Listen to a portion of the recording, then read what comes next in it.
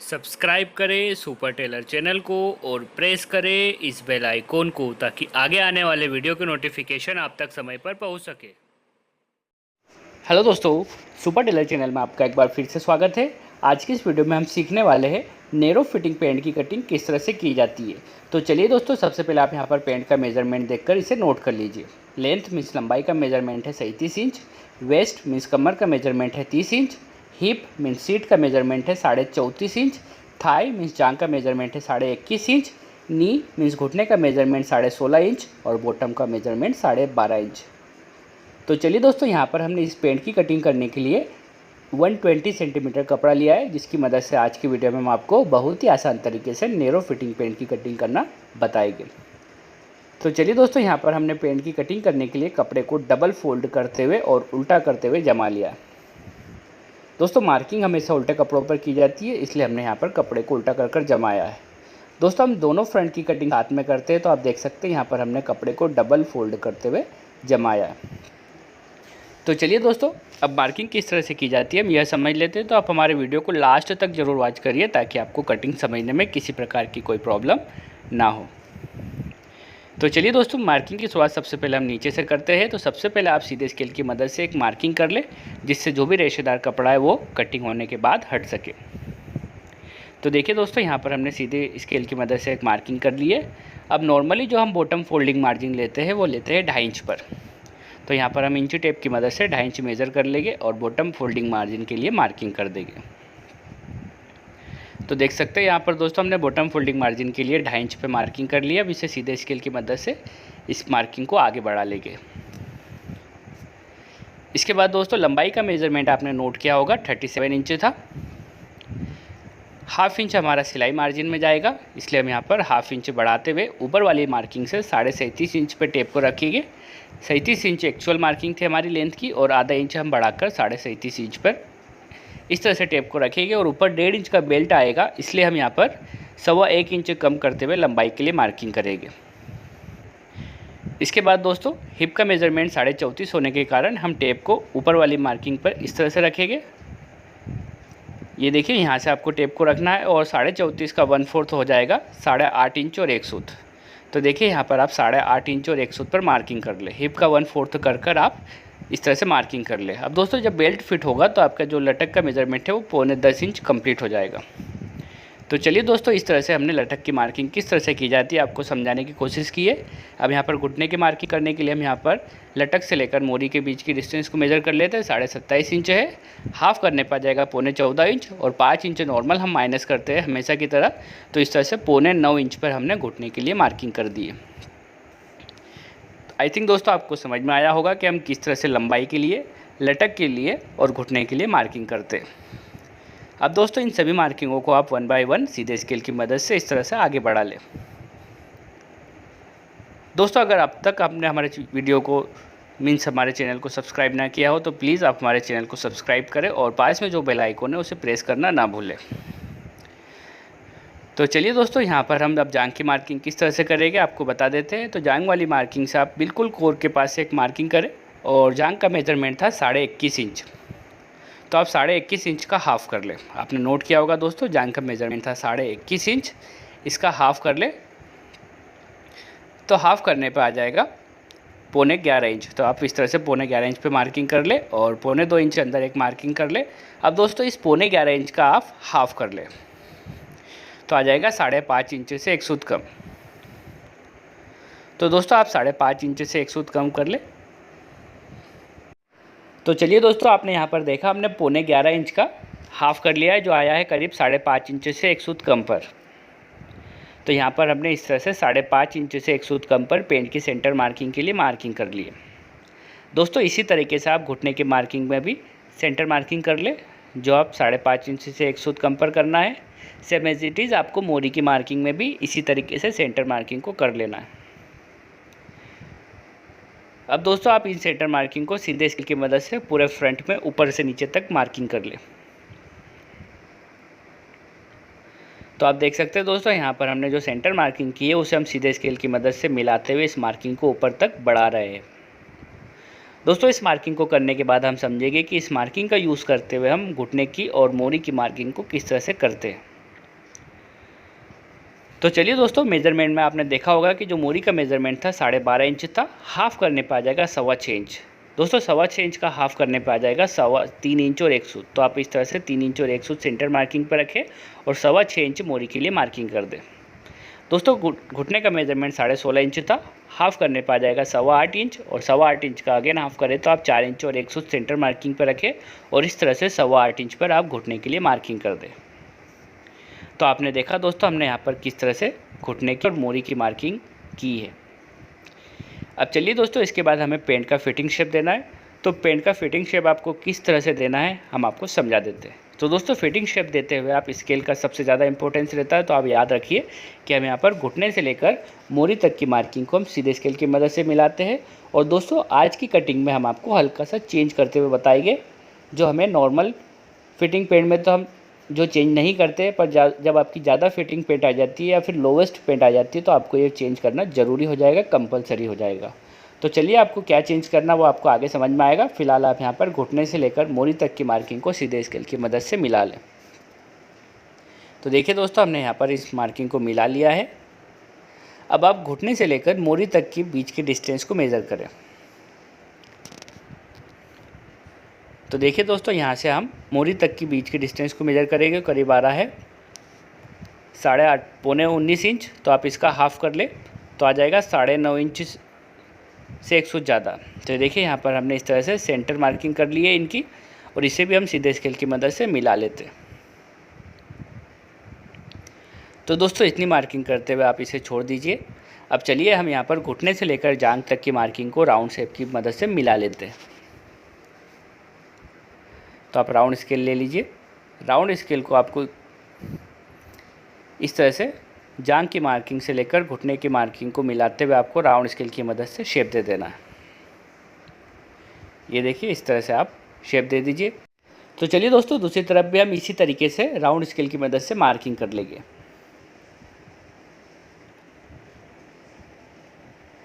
अब चलिए दोस्तों, नीचे जो हमने मार्किंग की है, हाफ मार्किंग की है, उसे हमें किस तरह से यूज़ करते हुए फिटिंग शेप देना है चलिए हम आपको बता देते हैं। तो दोस्तों सबसे पहले आप सीधा स्केल लीजिए और करीब 1.5 इंच अंदर करते हुए आप इस मार्किंग को अंदर की ओर एक मार्किंग करिए। ये देखिए इस मार्किंग से करीब हमने 1.5 इंच अंदर की ओर एक मार्किंग कर ली है। सेम एज इट इज़ आप इस मार्किंग से भी 1.5 इंच अंदर करते हुए एक मार्किंग करिए।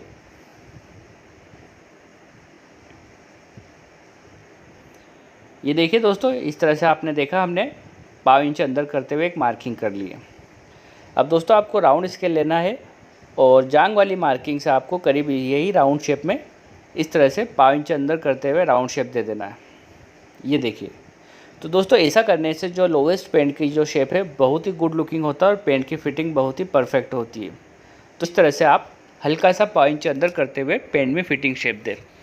अगर आपकी पेंट की फिटिंग नॉर्मल है तो आपको कुछ चेंज करने की ज़रूरत नहीं है, बट ज़्यादा फिटिंग पेंट में आपको इसी तरीके से चेंज करना है।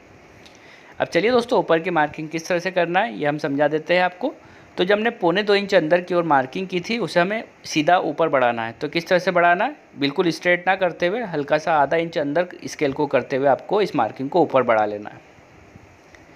अब इसके बाद दोस्तों यहाँ पर आप फ्लाई में शेप दे दीजिए। ये देखिए इस तरह से फ्लाई में शेप दे दीजिए और फ्लाई का कट हम करीब 2.25 इंच पे लगाते हैं। तो 2.25 इंच पे आप फ्लाई के कट के लिए मार्किंग कर लें। इसके बाद दोस्तों कमर का मेज़रमेंट आपने नोट किया होगा 30 इंच था, तो आप यहाँ पर 30 इंच पे लिख लें कमर का मेज़रमेंट। और इस 30 इंच का 1/4 हो जाता है 7.5 इंच और 1.25 इंच हम एक्स्ट्रा कर लेते हैं मार्जिन के लिए। तो यहाँ पर इस तरह से हमने 8.25 इंच पर कमर के लिए मार्किंग कर ली है। अब दोस्तों इस मार्किंग को भी आप जांघ वाली मार्किंग से शेप देते हुए मिला लें। ये देखिए हम इस तरह से यहाँ पर शेप देते हुए इस मार्किंग को मिला रहे हैं। अब चलिए दोस्तों यहाँ पर हम बेल्ट में फिटिंग शेप दे देते हैं। किस तरह से हमें देना है, तो आप जहाँ से हमें पॉकेट मार्किंग करेंगे उससे करीब आप 1.5 इंच ऊपर करते हुए इस तरह से मार्किंग करें। ये देखिए, और यहाँ पर से करीब आप आधा इंच डाउन करते हुए मार्किंग करें, जिससे हमारी जो फ्लाई की लेंथ है वो कम हो जाएगी। अब यहाँ पर पॉकेट के लिए हम शेप दे देते हैं। तो दोस्तों पॉकेट का शेप देने के लिए आप यहाँ से 2.25 इंच पे मार्किंग करें और यहाँ से आप 6.5 इंच पे मार्किंग करें। तो इस तरह से जो हमारी क्रॉस पॉकेट की मार्किंग है वो कंप्लीट हो जाएगी। इसे भी आप सीधे स्केल की मदद से मिला लें। तो दोस्तों आप देख सकते हैं कि यहाँ पर हमारी जो फ्रंट की मार्किंग है कंप्लीट हो गई है। तो चलिए दोस्तों हम इसी मार्किंग के अकॉर्डिंग इसकी कटिंग कर लेते हैं। तो चलिए दोस्तों हमने यहाँ पर आपको समझाया है कि किस तरह से फ्रंट की मार्किंग की जाती है। अब आप बिल्कुल इसी मार्किंग के अकॉर्डिंग फ्रंट की कटिंग कर लें।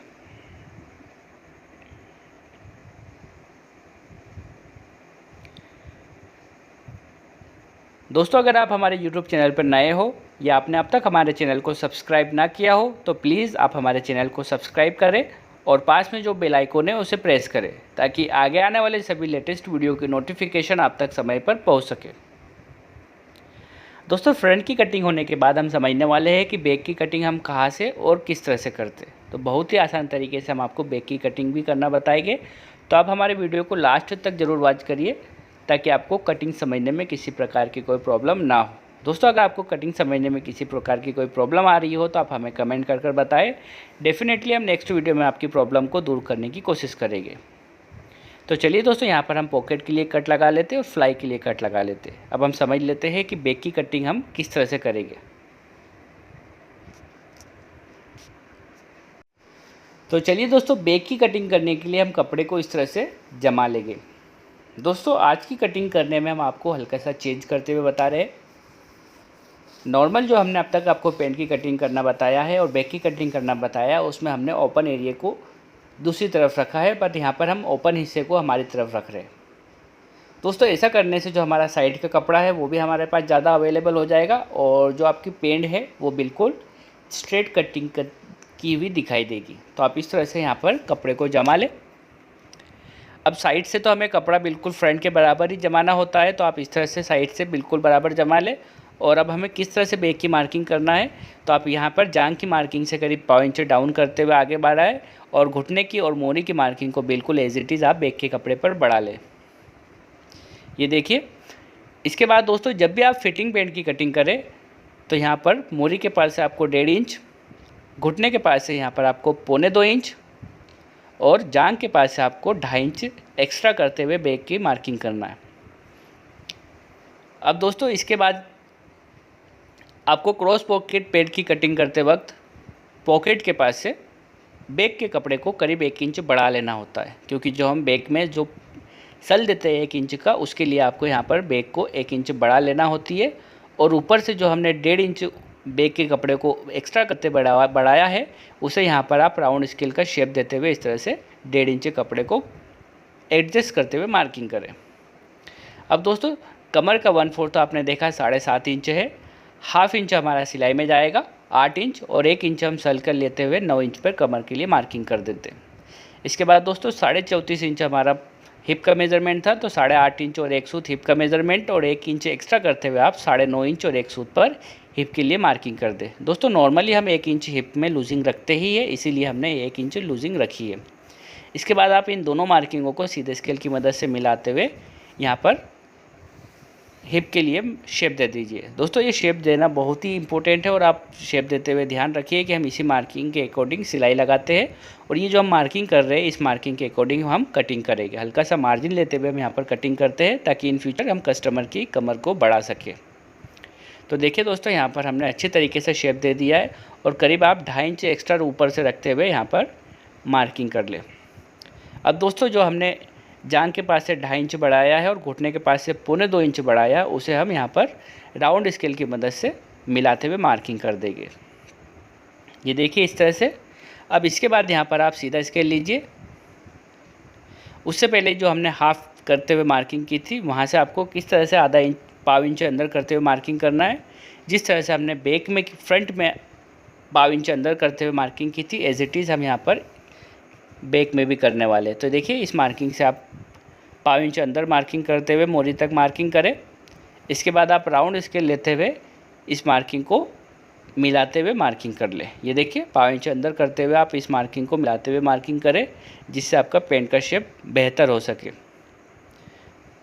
तो इस तरह से दोस्तों यहाँ पर हमारी जो बैक की मार्किंग है कंप्लीट हो गई है।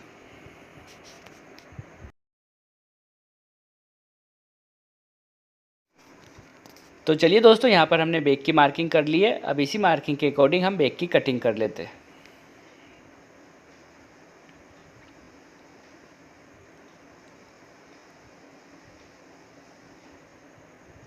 तो दोस्तों अगर आपको हमारा यह वीडियो पसंद आया हो तो प्लीज़ इसे लाइक करें, शेयर करें और कमेंट करना ना भूलें।